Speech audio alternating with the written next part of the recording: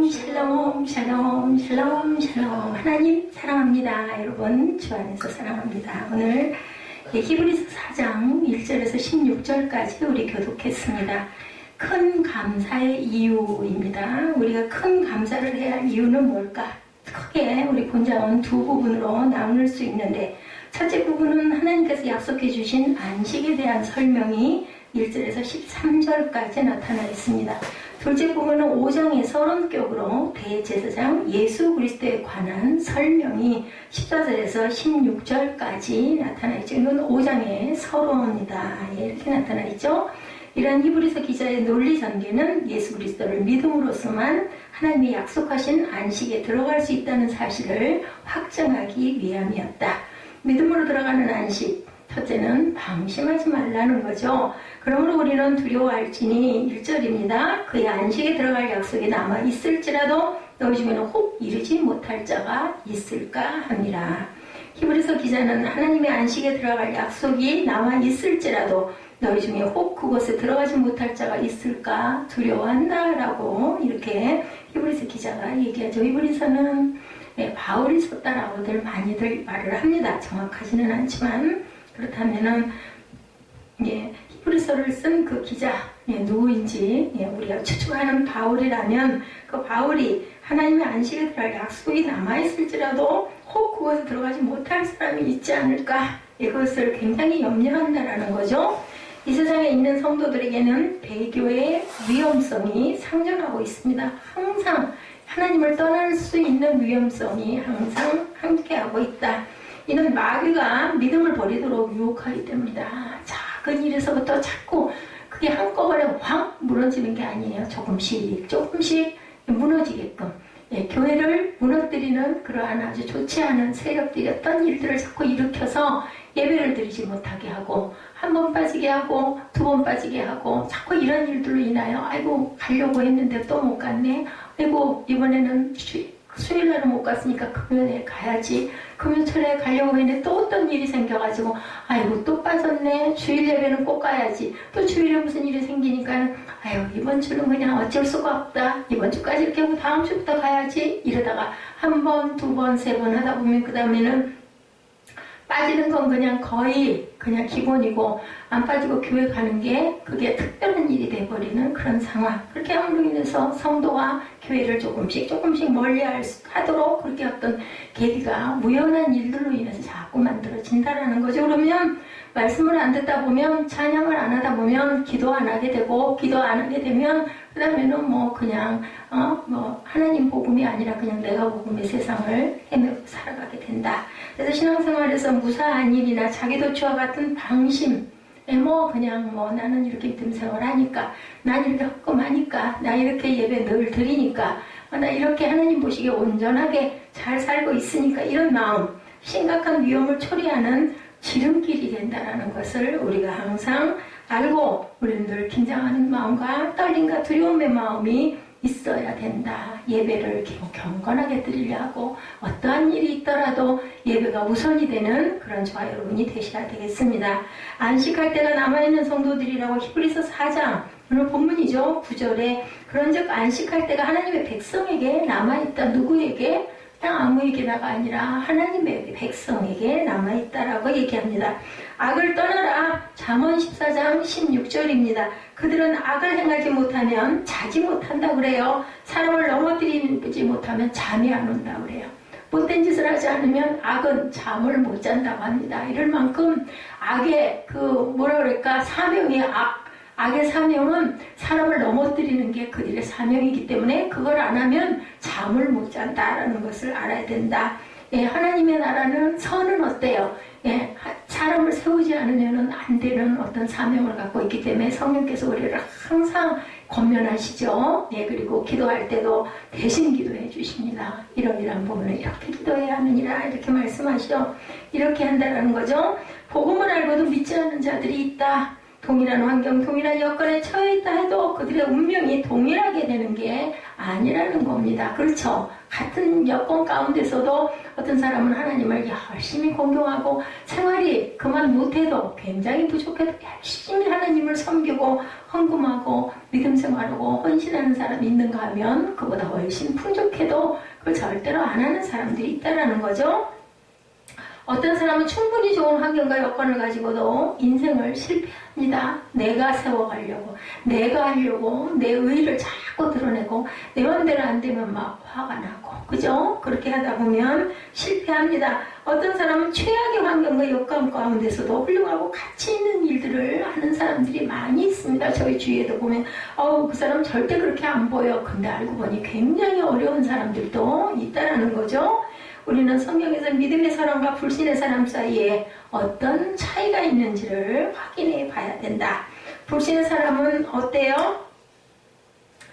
그들과 같이 우리도 복음을 전함을 받은 자니 라고 얘기합니다. 2절에 보면 우리도 복음을 전함을 받은 자니 들은 바 그 말씀이 그들에게 유익하지 못한 것은 듣는 자가 믿음과 결부시키지 아니함이라. 3절에 이미 믿는 우리는 저 안식에 들어가는도다. 그가 말씀하신 바와 같으니 내가 노하여 맹세한 바와 같이 그들이 내 안식에 들어오지 못하리라 하였으나 세상을 창조할 때부터 그 일은 이루어졌느니라.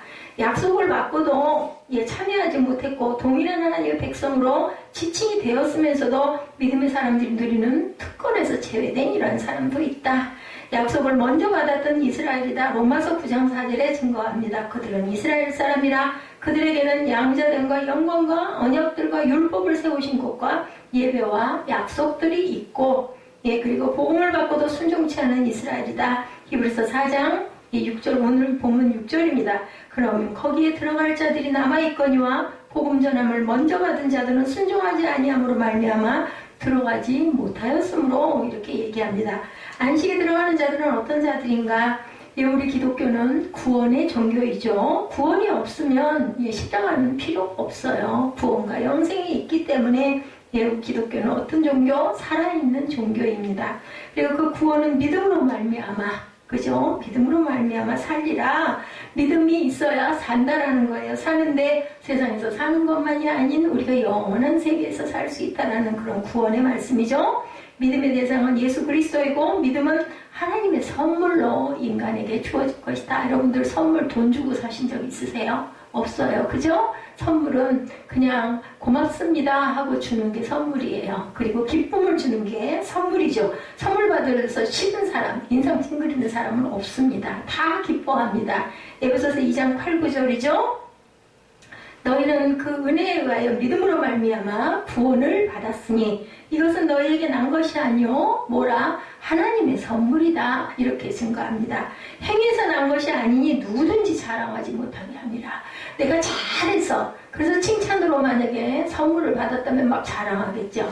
근데 그게 아니에요. 내가 한 행동 때문에 준 것이 아니기 때문에 아무도 자랑하지 못한다. 자랑하지 못하게 하려고 하나님께서는 선물을 어떤 그 일을 한 것, 행위로 그것을 선물을 주시지는 않는다라는 거죠. 믿음을 사망을 생명으로 변화시키는 것입니다. 이렇기 때문에 믿음을 가진 성도들은 하나님께서 예비해 두신 안식에 들어가게 됩니다. 믿는 것과 아는 것을 구별하고 어려울 때가 우리가 굉장히 많죠. 그러나 믿는 것은 행위로 나타난다. 그 얘기 자꾸 하죠. 행위가 없는 믿음은 무슨 믿음?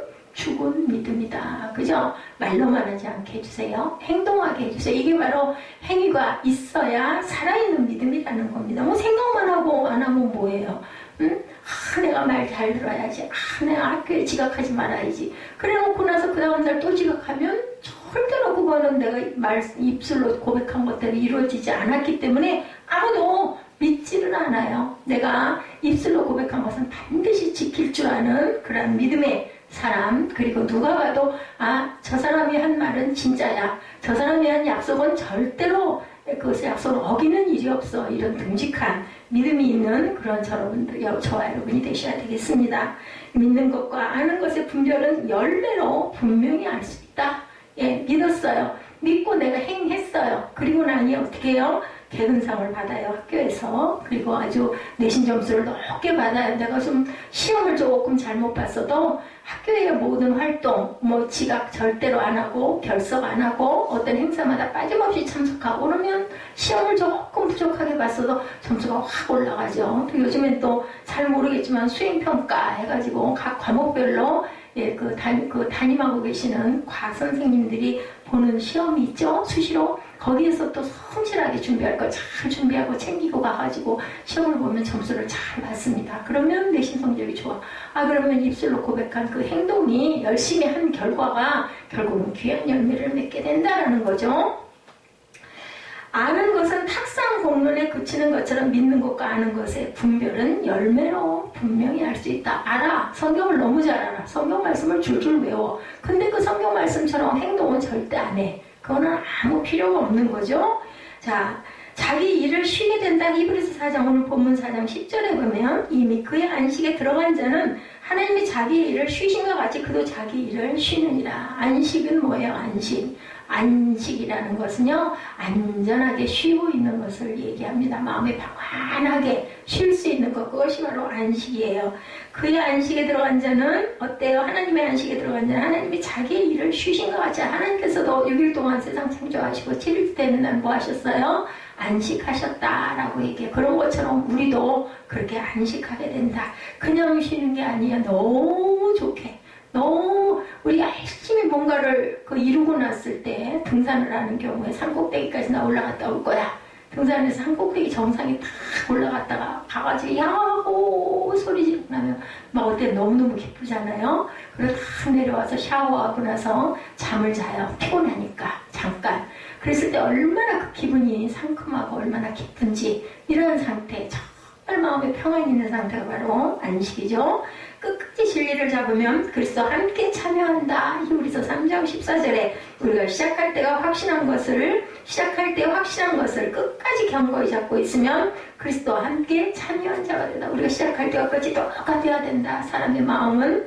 그리고 영혼의 안식이다. 구약시대의 안식일에 대해서 얘기합니다. 구약시대 안식일은 제7일을 안식일로 지키는 율법적인 안식일이었다. 출애굽기 20장 8절에서 11절에 증거합니다.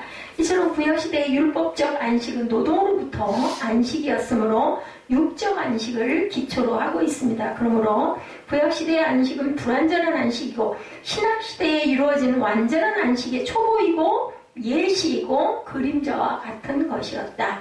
하나님은 다윗의 입을 통하여 참 안식의 날이 앞으로 남아있다고 증언하게 하시죠. 시편 95편 11절에 그러므로 내가 노하여 맹세하기를 그들은 내 안식에 들어오지 못하리라 하였도다. 이렇게 얘기합니다. 왜 노했겠어요? 하나님의 안식에 온전한 그 안식을 이루는 것을 실천하지 않았기 때문이죠. 그래서 영적인 안식만이 참 안식이 될 수 있다. 창조 7일째 쉬신 하나님에 의해 창세기 2장 3절이죠. 하나님 그 일곱째 날을 복되게 하사 거룩하게 하셨으니 이는 하나님이 그 창조하시며 만드시던 모든 일을 마치시고 그날에 안식하셨습니다. 하실 모든 것들을 하나님도 어땠어요? 계획했던 것들을 다 하고 난 다음에 안식했다. 우리가 하루의 일과를 다 끝내고 나서 깨끗이 샤워하고 그죠? 아주 단정하게 옷을 갈아입고 그리고 잠자리에 딱 누우면 어때요? 아주 달콤하잖아요. 그리고 피로가 딱 몰려오면서 단잠을 이루게 된다네. 그래서 하나님께서는 사랑하는 자에게 단잠을 주신다라고 얘기해요. 늦잠을 자는 거와 단잠은 다릅니다. 그죠? 내가 열심히 하루 활동을 잘하고 피곤한 고난 몸을 탁 누워서 잠잘 시간에 딱 자고 일어날 시간에 딱 일어나는 거, 그게 바로 안식의 단잠이라는 거죠. 그래서 일곱째 날을 복주고 안식하신 일에 의해서 이 세상은 창조가 되시고 그리고 안식과 이 화평이 이루어졌다. 그래서 두 사람의 종류가 있다는 거예요. 히브리서 기자는 앞장에 이어 계속해서 안식에 대해서 언급하고 있습니다. 인간의 안식은 하나님의 안식에 근거하고 있고 하나님의 안식은 어디에? 창조의 원리에 근거하고 있다. 창세기 2장 3절 말씀처럼 6일 동안 세상을 만드시고 7일째는 안식하셨다라고 얘기했다는 거예요. 그렇기 때문에 창조의 원리에 근거한다. 하나님은 당신의 안식에 근거하여 인간들도 안식할 것을 명하셨어요. 너희도 6일 동안 열심히 일하고 7일째 되는 날은 안식해라. 안식하면서 뭐해요? 예배 드리죠. 예배하면서 우리는 또 뭔가 풍성한 하나님의 열매를 우리가 거두어서 그 기쁨으로 인하여 또 일주일을 살 힘을 그죠 기릅니다. 이것이 바로 안식의 참 의미예요. 놀고 먹고 편하게 자고 쉬라는 게 아니라 안식일에는 하나님의 말씀을 먹고 그 생명으로 인하여 우리가 또한 힘을 비축하라는 거죠. 지구상에는 각양각색의 수많은 사람들이 살고 있지만 그들은 모두 하나님의 자녀가 아니면 여러분들 두 종류의 사람이 있어요. 세상에는 하나님의 자녀, 마귀의 자녀 두 가지예요. 중간은 없어요. 하나님의 자녀, 마귀의 자녀. 하나님의 약속을 믿고 순종하면 안식에 들어갈 수 있고 믿지 않고 불순종하면 안식에 들어갈 수 없다. 믿지 않고 불순종하는 사람은 누구의 자녀? 마귀의 자녀. 하나님을 믿고 안식에 들어갈 수 있는 사람은 누구의 자녀? 하나님의 자녀. 이 두 가지. 여러분은 어디에 속하고 싶으십니까? 하나님의 자녀? 마귀의 자녀. 하나님의 자녀? 마귀의 자녀. 어느 쪽이세요? 하나님의 자녀 되실 줄 믿습니다. 하나님의 약속을 믿고 순종하면 안식에 들어갈 수 있다는 것을 절대 잊지 마시기 바랍니다. 인간의 참 안식은 예수 그리스도 안에서만 얻을 수 있기 때문이죠. 믿음으로 화합지 못했다. 4장 본문의 2절입니다. 그들과 같이 우리도 복음 전함을 받은 자이나 들은 바 그 말씀이 그들에게 유익하지 못한 것은 듣는 자가 믿음과 결부시키지 아니함이라. 듣는 사람이 믿음과 결부시키지 아니하면 뭐예요? 안식에 절대로 들어갈 수 없겠죠.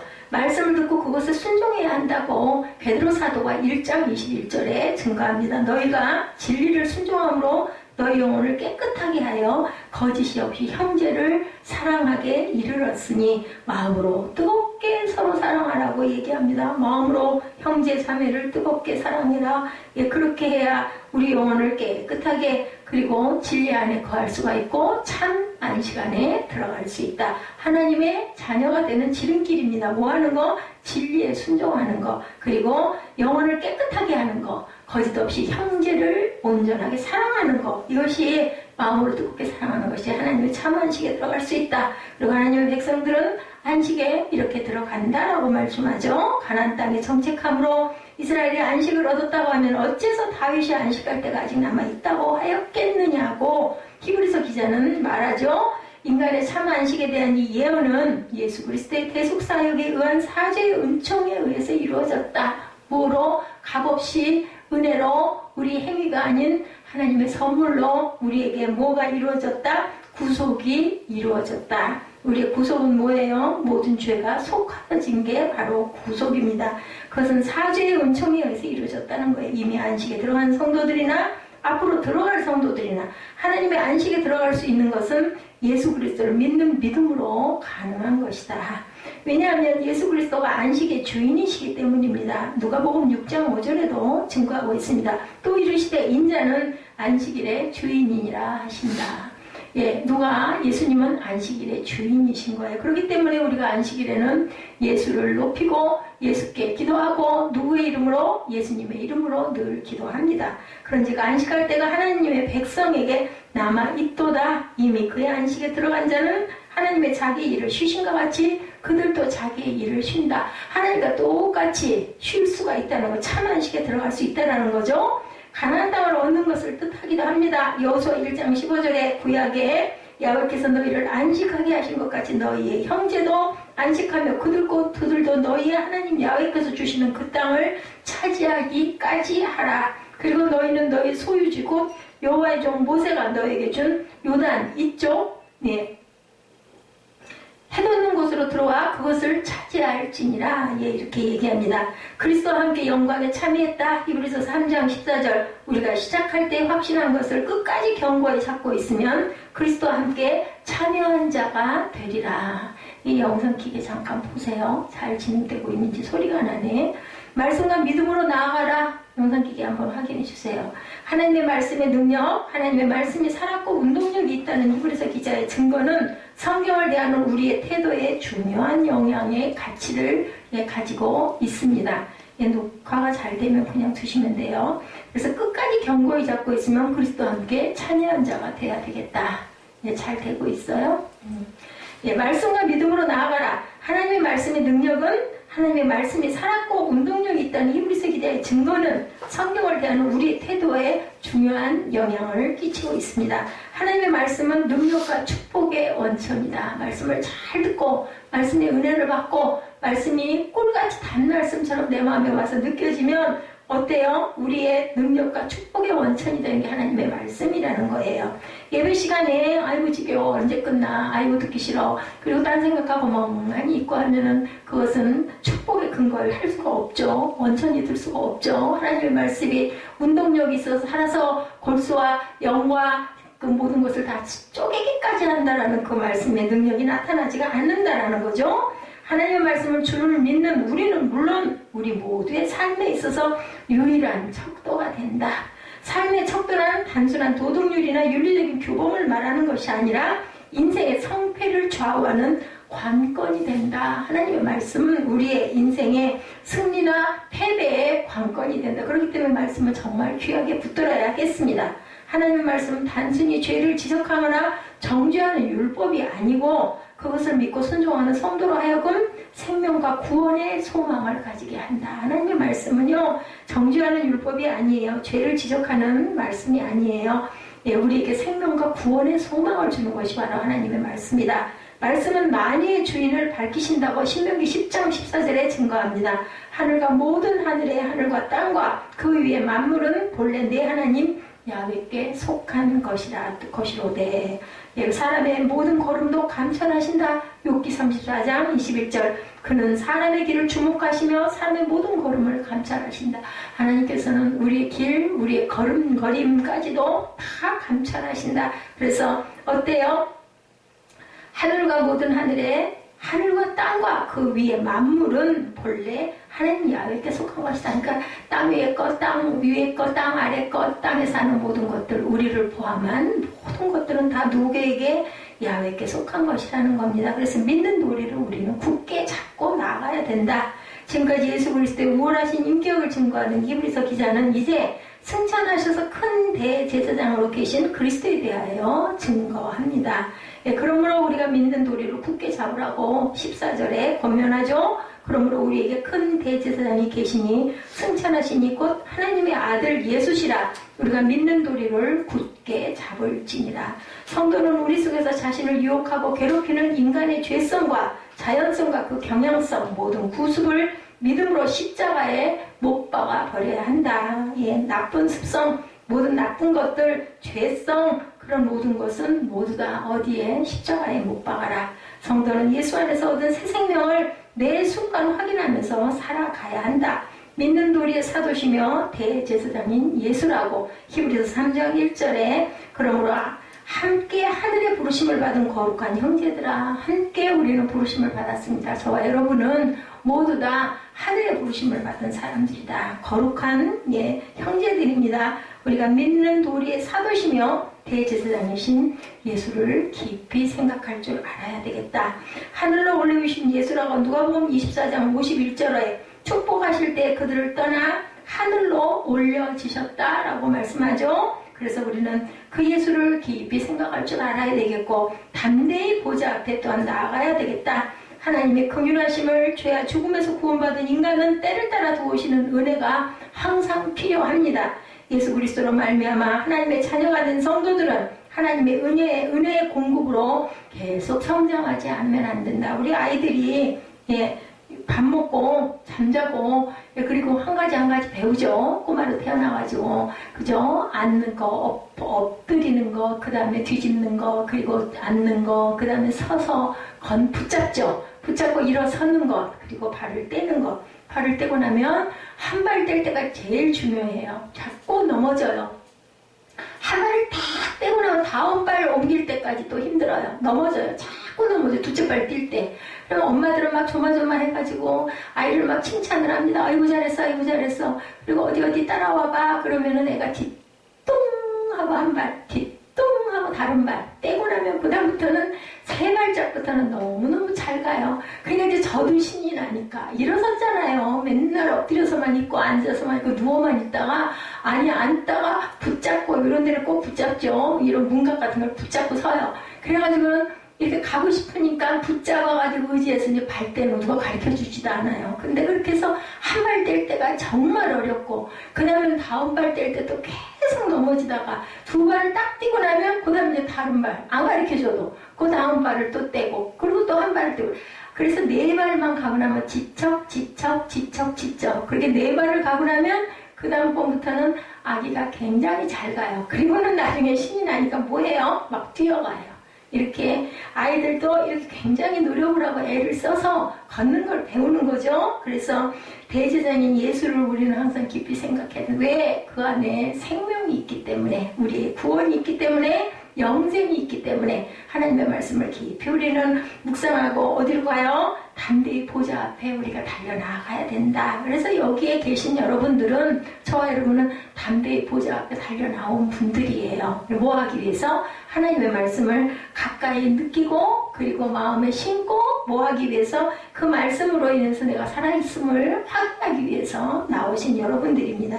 그렇기 때문에 축복하실 때 그들을 따라 하늘로 올려주신 예수를 깊이 생각하는 저와 여러분이 되시겠다. 예수 그리스도 안에 계시된 하나님의 긍휼하심을 믿음으로 수용하고 그 은혜의 필요성을 인식하는 사람들은 그 은혜의 원천인 보좌 앞으로 담대히 나아가야 하겠다는, 그냥 가만히 있으면 안 돼요. 그냥 앉아서 생각만 하면 안 돼요. 뭐 해야 돼요? 가야 돼요. 교회로 가야 됩니다. 그리고 참여해야 됩니다. 그리고 들어야 합니다. 그리고 기뻐해야 합니다. 감사해야 합니다. 그래야 우리에게 영생의 안식을 주시겠다라고 오늘 본문에서 말씀을 합니다. 11절에 그러므로 우리가 저 안식에 들어가기를 힘쓸지니 이는 누구든지 저 순종하지 아니하는 본에 빠지지 않게 하려 합니다. 순종하지 않는 자들의 그런 속에 빠지지 않기 위해서 우리는 항상 안식에 들어가기를 힘써야 된다. 그 방법으로는 예수 그리스도를 깊이 생각해야 된다. 깊이 생각하는 것 속에는 하나님의 말씀의 안식을 우리가 믿고 순종할 줄 알아야 되는 게 열쇠입니다.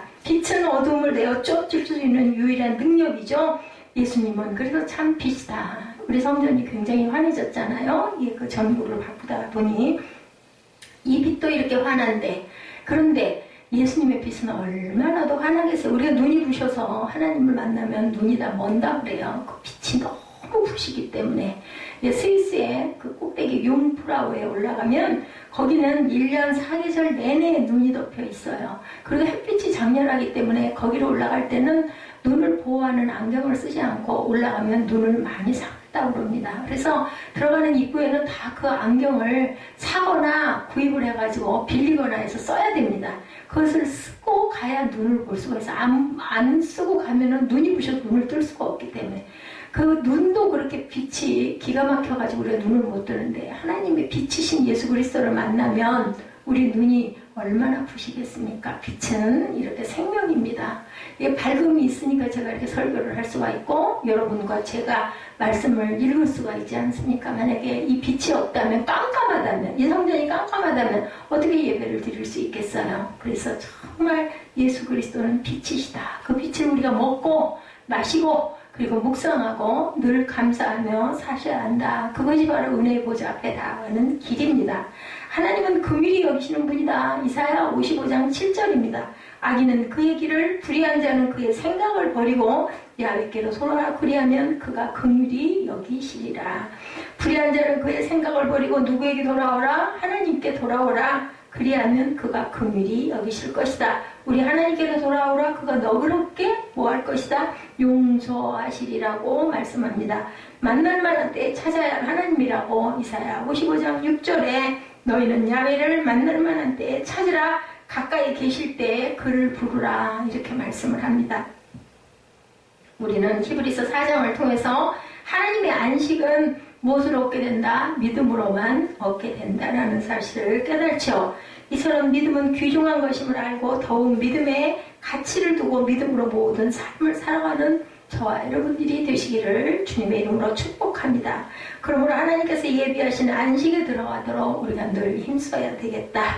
그래서 오늘 본문 바로 앞에서 예수 그리스도를 믿고 그의 구원의 복음을 받아들이며 순종하면 하나님 나라의 영원한 안식에 들어갈 수 있다는 약속이 우리에게 주어졌죠. 4장 1절에서 10절에. 그죠? 순종하지 않음으로 그 안식에 들어가지 못하는 일을 피하기 위해서는 하나님의 말씀을 따라서 우리 자신을 살피고 우리를 심판하실 주님 앞에 설 준비를 해야 한다라는 것이 11절에서 13절 내용입니다. 우리 한번 11절에 13절 다시 봅니다. 그러므로 우리가 저 안식에 들어가기를 힘쓸지니 이는 누구든지 순종하지 아니하는 본에 빠지지 않게 하려고 말씀에 항상 들어가기를, 안식에 들어가기 힘써야 된다라는, 그 안식에 들어가기 힘쓰는 건 뭐예요? 말씀을 늘 묵상하고 기뻐할 줄 알아야 된다. 12절에 하나님의 말씀은 어떻다고요? 살아있고 활력이 있어 좌우의 날선 어떤 검보다 예리하여 혼과 영과 관절과 골수를 찔러 쪼개기까지 하며 마음의 생각과 뜻을 판단한다.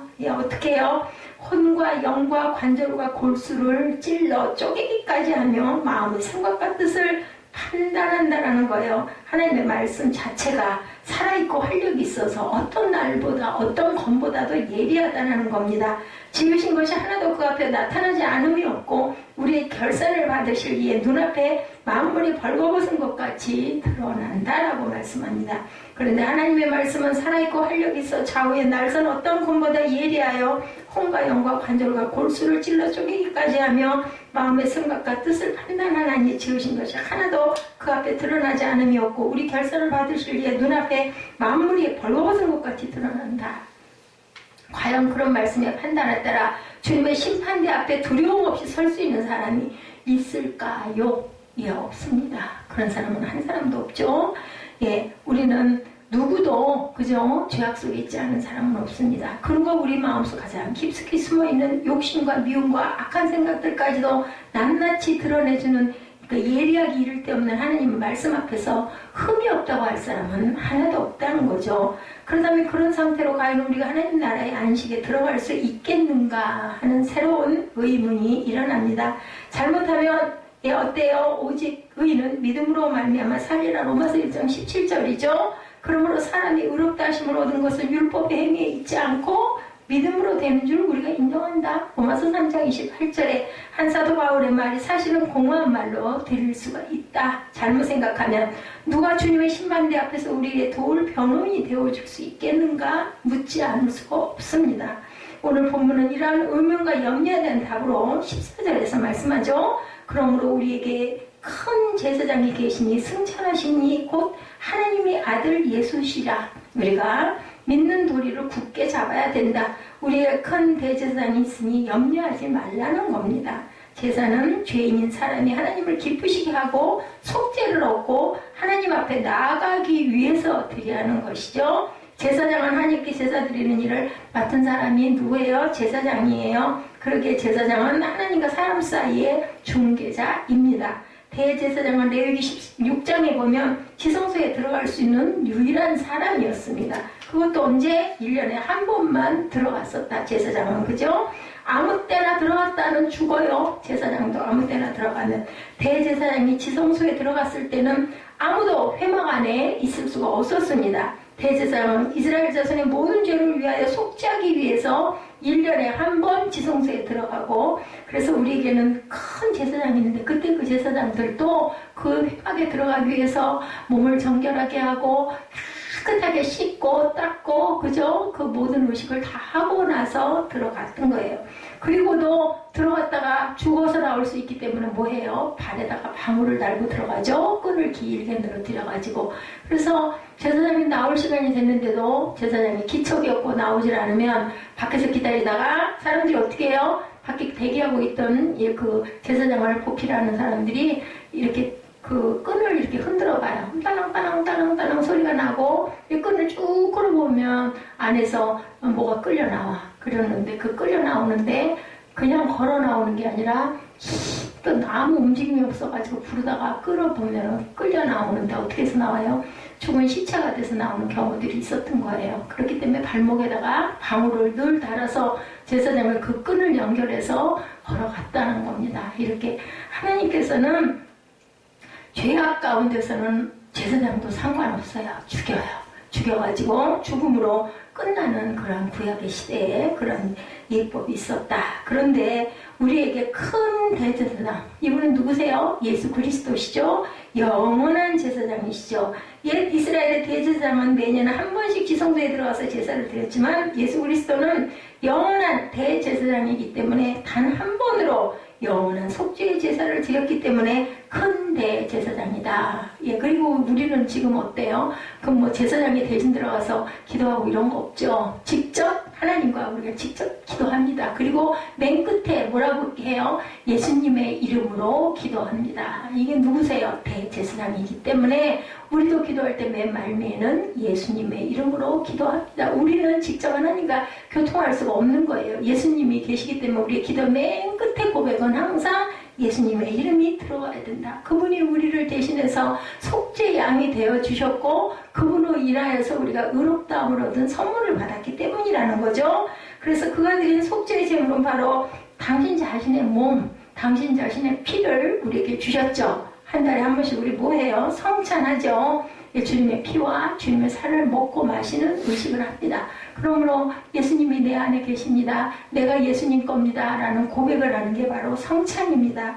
십자가에서 살을 찢기시고 피를 흘리시며 죽으심으로 드린 제사였죠.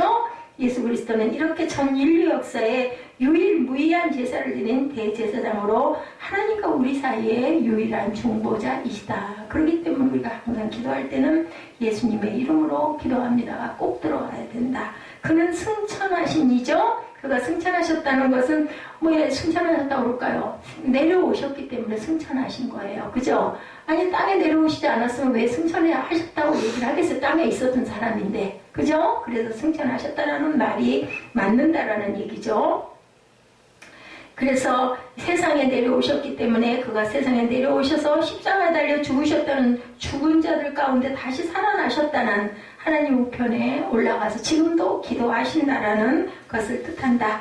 그러나 아버지 하나님 어디서 우편에서 날마다 우리를 위해서 기도하신다고 성경에 나타나고 있습니다. 이렇게 우리를 위해 죄와 사망의 권세를 이기신 큰 제사장 예수 그리스도께서 하나님 곁에서 우리를 변호하고 계시니 염려하지 말아라 라고 말씀을 하는 거죠. 그 마지막 날 만유의 심판자로 다시 세상에 오실 때 그의 앞에 설 우리를 위해서 그 자신이 변호하실 것이기 때문에 우리는 절대 두려워할 필요가 없다. 재판장이 직접 변호하는데 유죄 판결 받는 일이 없어요. 그죠? 아주 대단한 판사가 우리의 백이에요. 누구신데? 예수 그리스도시기 때문에 동시에 참 하나님이시며 참 사람이신 분이셨다. 그는 사람의 대표로 우리를 위해 하나님 앞에 간구하시는가 하면 하나님의 대표로 우리에게 하나님의 용서를 확신시켜 주시는 분이다.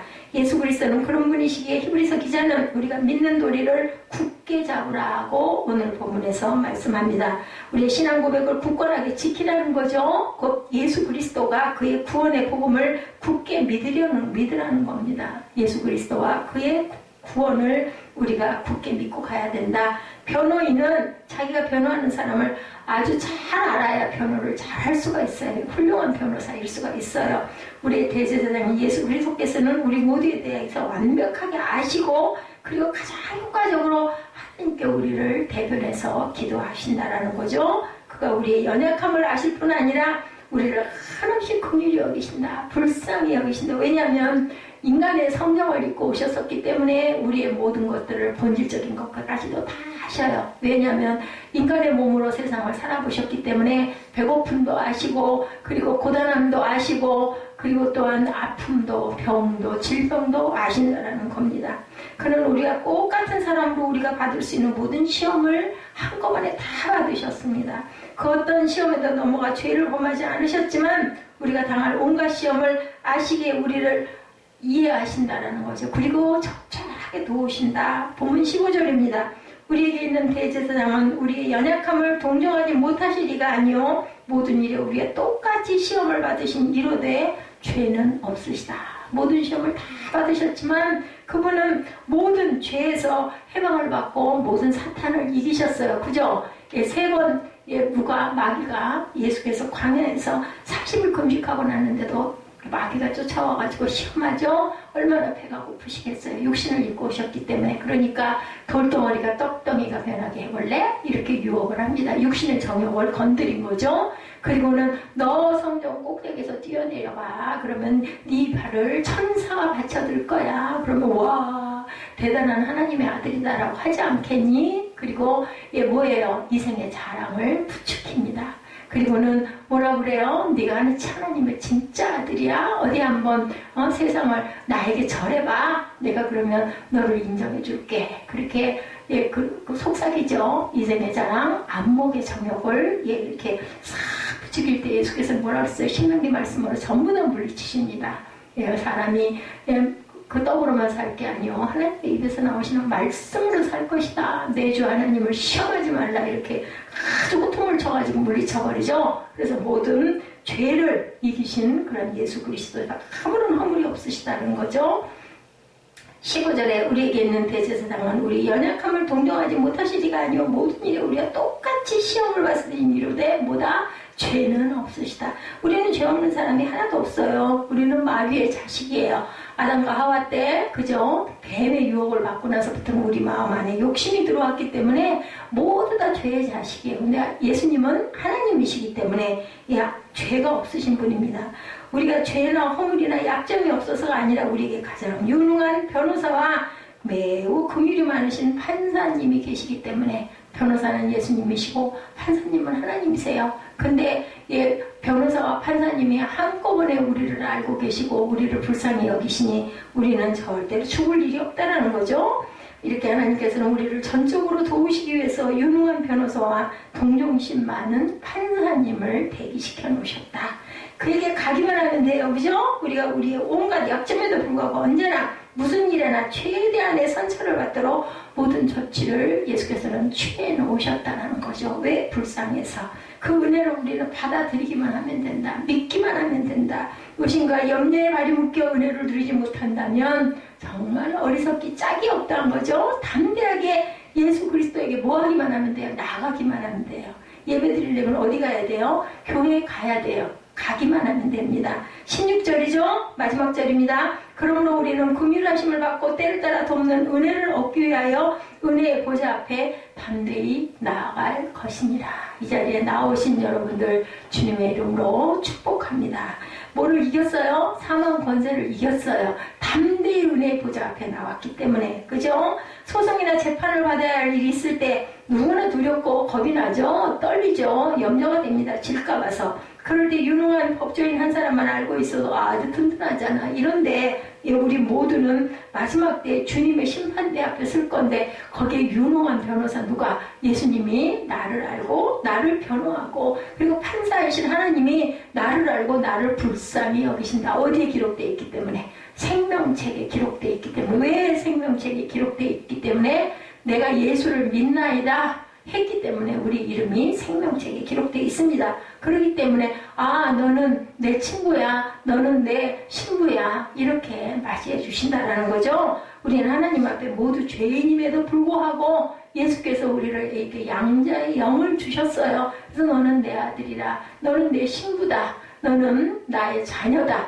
너는 나의 친구다 이렇게 말씀을 하십니다. 하나님께서는 우리를 사랑하셔서 정죄와 형벌을 면한 특권을 주셨다. 이렇게 예수 그리스도를 믿는 믿음 때문에 완전한 사면을 우리에게 베푸신 거예요. 의롭다함을 칭의를 입었다고 합니다. 하나님의 말씀대로 완벽하게 살지 못했다 해도 그 때문에 우리 믿음이 아무 소용이 없는 것이 아니다. 왜냐하면 행위로가 아니라 하나님의 은혜로 우리를 긍휼히 여기셔서 우리를 죄와 그죠? 그 사망에서 건져주셨다고 분명히 말씀하셨거든요. 왜냐하면 내 행위대로라면 자랑할까 봐서 행위에서 난 것이 아니다. 은혜로 내가 너를 건졌다고 말씀합니다. 그것은 하나님의 은혜를 입은 성도의 도리가 아니죠. 나 이렇게 해서 구원받았으면 이제부터는 구원받았으니까 이제부터는 아무렇게나 해도 돼. 그래서는 안 된다는 거죠. 정죄와 형벌이 두려워서가 아니라 마땅히 받아야 할 정죄와 형벌을 면죄받은 감격의 감사 때문에 하나님께서 기뻐하시는 삶을 기쁨으로 살아가야 되는 저와 여러분입니다. 이 세상 살아가면서 감사해야 할 이유가 많이 있겠지만 가장 큰 감사의 이유는 예수 그리스도를 아는 것. 그것이 바로 가장 큰 감사입니다.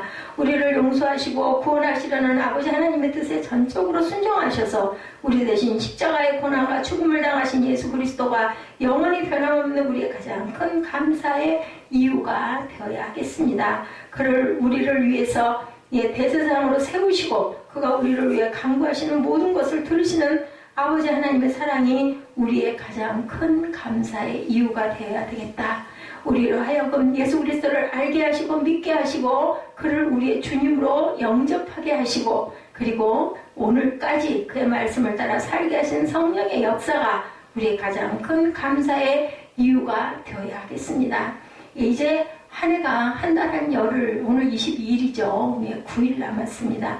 금년 한 해 우리 2017년 살아가면서 하나님의 은혜를 넘치게 받았음을 고백할 수 있는 저와 여러분들이 되셔야겠습니다. 아무리 좋은 일이 많았어도 예수 그리스도보다 더 크고 그를 믿는 믿음보다 더 큰 감사의 이유는 없다고 날마다 고백할 수 있는 저와 여러분이 되셔야겠습니다. 지난 한 해 동안 이런저런 문제를 안고 힘들게 살아온 그러한 여러분들, 저도 또한 그런 일들이 있죠. 그러나 아무리 힘들고 슬퍼도 예수 그리스도 안에서 누리는 은혜를 절대로 잊어버려서는 안 돼요. 그래도 감사해야죠. 교통사고가 났어도 내가 몸이 건강하게 그저 그만할 수 있는 거 감사할 줄 알아야 됩니다. 아이고 재수없어. 이래서는 안 되죠. 그래도 나를 지켜주셨기 때문에 내가 운전하는데 어떤 잘못이 있었나 이것도 또한 돌아볼 줄 알아야 되겠다. 내가 이렇게까지 하는데 왜 하나님이 나를 자꾸 이런 어려운 일들을 자꾸 당하게 하시는 거야 이렇게 생각할 게 아니라 그래도 이만할 수 있게 해주신 하나님 감사합니다. 이렇게 감사할 줄 알아야 되겠죠.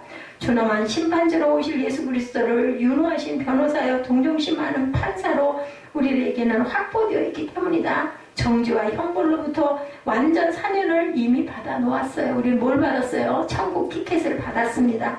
사소한 일 때문에 감사할 줄 모르는 우리가 되어서는 안 되겠죠. 그래서 성령을 슬프게, 성령을 근심하게 하는 일이 있어서는 안 되겠다. 감사할 이유가 없어 늘 불만과 우울과 거친 언행에 사로잡혀 절대로 살지 말아야 되겠다. 가장 큰 감사의 이유가 있는데 그것을 알지 못해서 복된 매일의 삶을 살아가지 못하는 딱하고 안타까운 그러한 성도들이 절대로 돼서는 안 되겠죠. 가장 큰 감사의 이유인 예수 그리스도를 바로 알고 그의 구원의 복음을 굳게 붙잡으로 이 세상을 바라보며 우리의 삶을 들여다보는 눈이 떠지는 영적인 하나님의 귀한 자녀, 충만한 은혜가 넘치는 그런 저와 여러분 되시기를 주님의 이름으로 축복합니다. 기도하시겠습니다.